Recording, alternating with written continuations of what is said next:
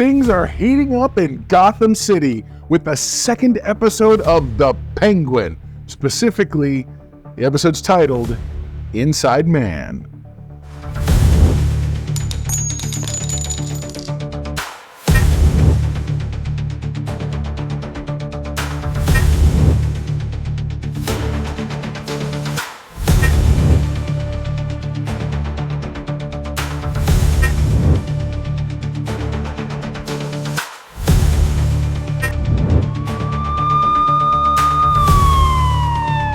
After framing the Maronis for the murder of Alberto Falcone, Oz now finds himself as an unwilling informant caught between two powerful factions. The Falcones are on high alert after the shipment of drops is stolen, leading Sophia Falcone to suspect a mole within her ranks. Meanwhile, Oz scrambles to maintain his cover while also trying to clean up his own messes, including eliminating a loose end that could expose him. The tension explodes when a scapegoat is framed, leading to shocking betrayals and violent consequences. As Sophia's trust erodes and alliances shift, Oz's cunning becomes his most dangerous weapon.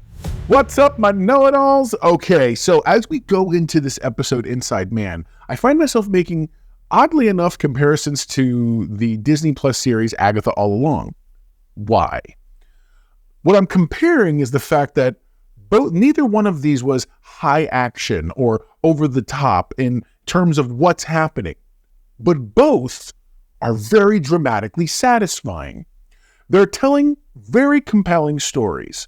So when we get into the second episode, I need to also reiterate, nothing that we've seen in The Penguin is unique. We've probably even seen some things done better, but on its face, The Penguin is articulating a story that we've all seen. Things that we've been programmed to call an American story, which is, you know, the guy who's in the bottom of the gutter or whatever and picks himself up and works really hard to get to where he's going. It's the idea of the same thing that we saw in things like The Godfather and other properties like that. It's this notion or idea that Oz is doing his best. He's balancing things in his own life, but at the same time, he's got his eye on the prize and that eye on the ball, if you will. He has a conversation with Sophia early on, and he tries his best to ingratiate himself to her, but she ends up being real cold toward him. It's funny. This felt on the nose for what we've seen from Sophia's character so far. But then you get to later on, after Oz's plan has come to fruition, and best he can, because Vic can't leave the jewels he's been trying to leave or plant in the right place because he has cold feet. Oz threatens him later about that to help him sort of get over that nonsense. When she's kicked out, when her Uncle Luca's like, maybe you should go back to Italy and whatever else, okay? He goes through this whole moment. She finally turns to Oz. And while I'm here for it, I'm here for the story, I'm here for the drama, that felt a hair contrived for me.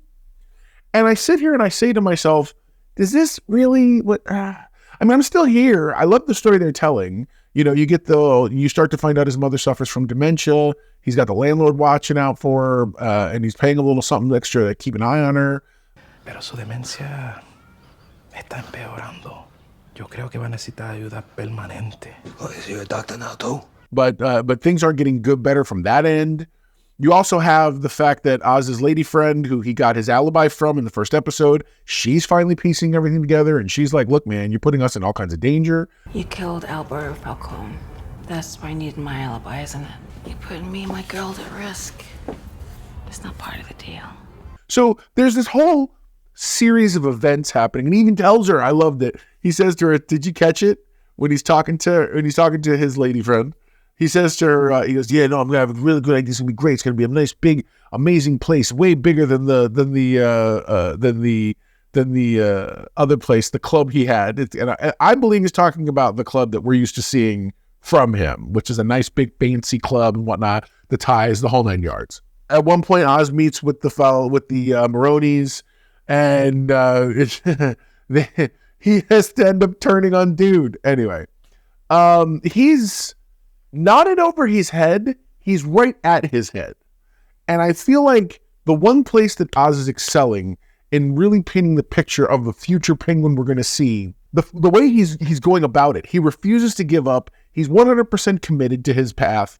And I think that, and recently it's come out from Matt Reeves that this is going to take us, and we're going to actually be seeing the birth of the Penguin that we eventually will know. And my understanding is this is going to lead us into the next movie, the Batman movie, where Penguin will be into that world at that time again. So I'm really excited to see what they're pulling off. I'd love to hear your comments below and let me know what you think. But there you go. Now you know. And if knowing's half the battle, you're halfway to being a know-it-all yourself. What's an all index for this episode? Inside Man, episode 2 of The Penguin. This does a lot of really good things. I think there are some things it can do better. I'm going to say that this is going to drop down to a 7.5. This should be fun. What do you say, Oz? Let's dance. Only because I want to see them tighten up some of that storytelling, and I want to see them tighten up some of those things that are, I like the A to B to C. Things are flowing and things are moving. I want to see things that feel less like luck and more like precision. Because over time, like, we need to get all this stuff. If they could even find a way to do something along the lines of how Daredevil justified his outfit and the person who made it, like, show me him meeting up with someone like the toy maker or someone like that, somebody who can give him those umbrellas, pull in some of the mythos of the Penguin. We got this very grounded Penguin and I'm down, but I feel like it would only be better. It would only enhance the story if we could begin to see him evolving.